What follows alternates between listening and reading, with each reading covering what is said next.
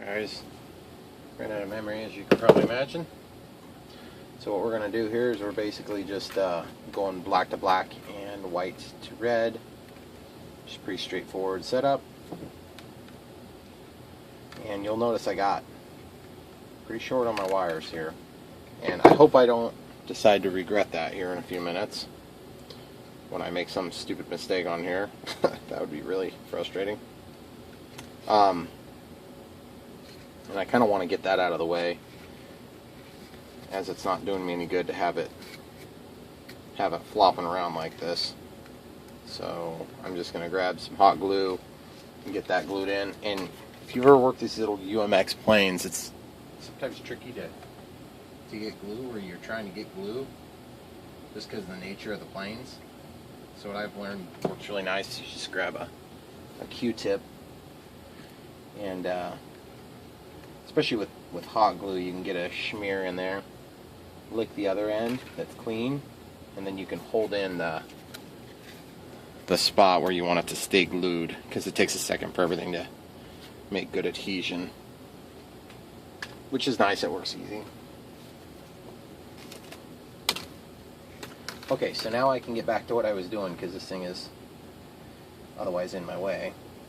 So I'm just going to take and, of course, the strippers don't quite go enough. Well, they do go enough for that. Remember, we're going to have to put a little black or white or red and black heat shrink over this. In my case, I'm probably just going to use the white heat shrink because I've got a bunch in that size. And it's super dinky. Weight is a factor when you're dealing with this stuff, so I'm just going to use white on each of them. It doesn't really matter what color the heat shrink is, obviously. If you think about it in time, put that on before you strip back your leads, and then you don't have to worry about the individual strands coming undone. So just going to slide those over. Then we're going to take and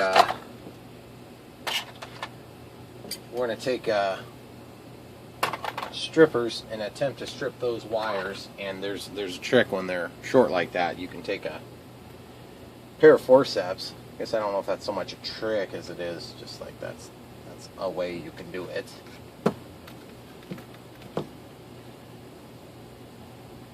Now what I'm doing is I'm going to actually take and switch hands, because I'm right-handed, so you want to have as much control as you can when you're doing this step. Because as soon as you rip one of these wires out, it's going to really tick you off. Now I'm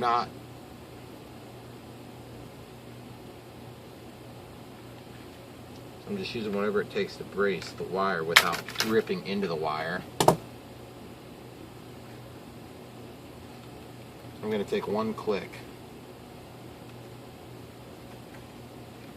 Now I need to support the wire so that I can do this inside of the cavity of the plane. There we go. Okay, so it's separated out. So now we just need to make sure our bite point didn't rip through the sheath of the wire, and it didn't. Okay, so that's great. Okay, so now I'm going to take and do kind of like what we did just a minute ago, except on this, it's too important of a connection to not fold the lead. So I'm actually going to fold the lead over. And there's not a real easy way to do this, but whatever tool is small enough to get in there and hold, then you can use your fingernail to actually get the wires to bend over. And then once you've got it bent over, then you can take and manipulate the other wire around it, and then fold it with that same utility that you were using. In this case, I'm using an X-Acto knife. Then once you fold it over,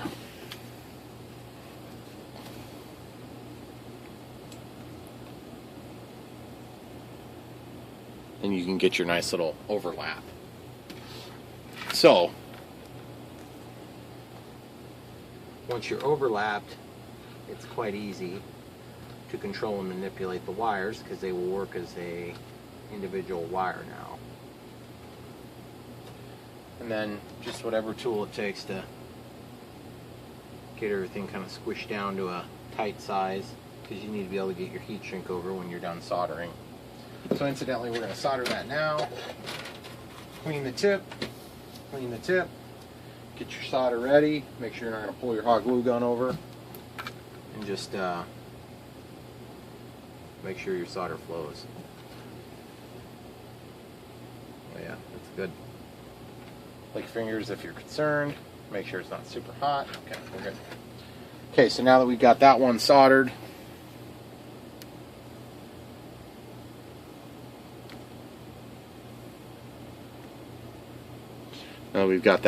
we can take and pull our heat shrink up. And I'm not going to make you watch me do the negative side as well. We're just going to, sorry guys, we're just going to slip that down.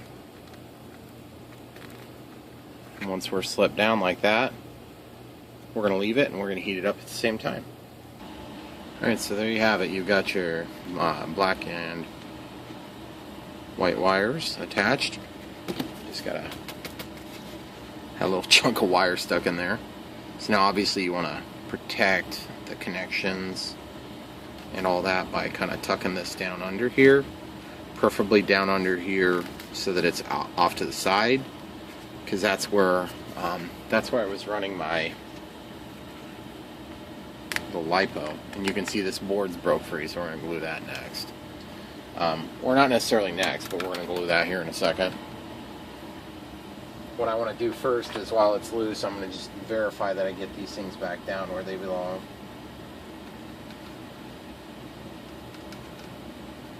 And we probably will have lost a little bit of weight on this project because we eliminated quite a bit of redundant connections. Okay, so we're going to take this hot glue.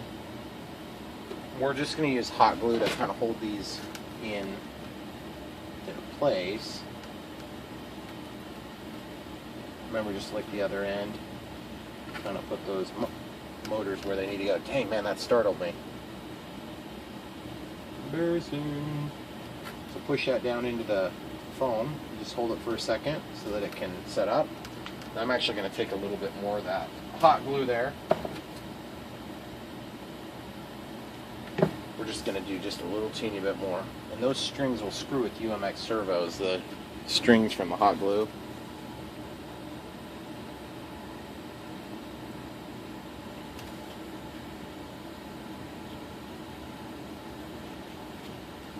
Okay, so I'm just holding this over out of the way. And all that's going to do is just let that hot glue set up for a second. Okay, great. So we just got a very, very, very small amount of hot glue. And the reason we use hot glue and not CA there is because I don't want to rip the bottom out when I go to replace this again. The other thing is I'm sort of tempted to glue these in just to protect them. And I'm not 100% sure if I'm going to do it yet.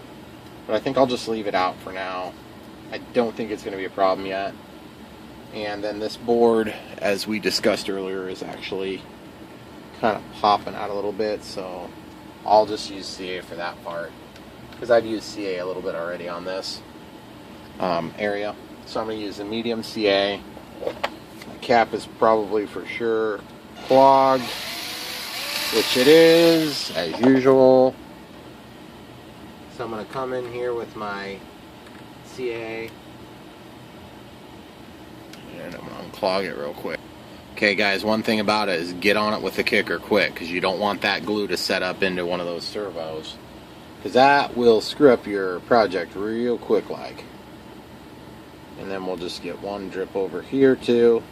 Just let it set for just a second so it can go down in the crack, and then kicker. And don't be careful with that, just get it done, because you really, really, really don't want the glue to get onto those servos, because it will ruin the servos, and it's very difficult to fix that. And incidentally, we're going to be testing it here in a minute just to see if we already did ruin it. It's always a possibility. Unplug your hot glue gun and your soldering iron if you haven't already. I'm just going to sit here and soak up any of that excess. Make sure I don't have a bunch of strings of whatever hot glue. and we're ready to start our testing procedure again. So we're going to go ahead and probably move you guys to the other side now. Alright, so it looks like we are at 7310, which saved us a little bit. 7310 grams, so that was about 1.7 grams compared to before. We were 74.8 before. So that's all up with the same battery, with the blue marked battery. And so now we're just going to go ahead and plug in the battery. We got the throttle cut off, but the throttle sticks down. Oh shoot, you know what? Guys, I forgot. We don't have the prop on yet, so I got to put the prop on and we'll do this again. Okay guys, so we've got everything back on, even the rubber band on the prop. And so we're just going to let this back down. Okay, so we're at 74.55, and that's a significant, not really significant savings. 74.55 grams, so we're only saving about 1/3 of a gram, and that's provided we're not just drifting, okay? So let's test now the throttle. Throttle cut is off. We're doing 100% power.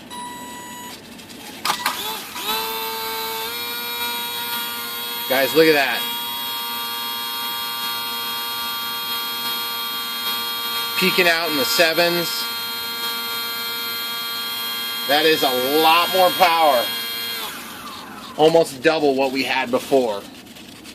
Before we were getting average about 4, 6. Now we're up to the, I would call it in the 6 to 7s. Wow. Loads more power, guys. I am excited to see this thing fly. In fact, we might go try it right now. But it's going to be on a different video. So keep watching. Again, this is a UMX Radian motor. If you don't know the part number, here's the part number. And I used UMX Sport Cub motor mount, but you could use a motor mount from Radian as well. And then these little spinners come in packs of 3. And I actually got some of the Pro style, the UMX Radian Pro, that are clear. So that'll be what is going on this the first time I lose one of these props. So thanks a lot for watching. I know it was tedious as always, but if it wasn't tedious, it wouldn't be me. Thanks for watching. Don't forget to like and subscribe.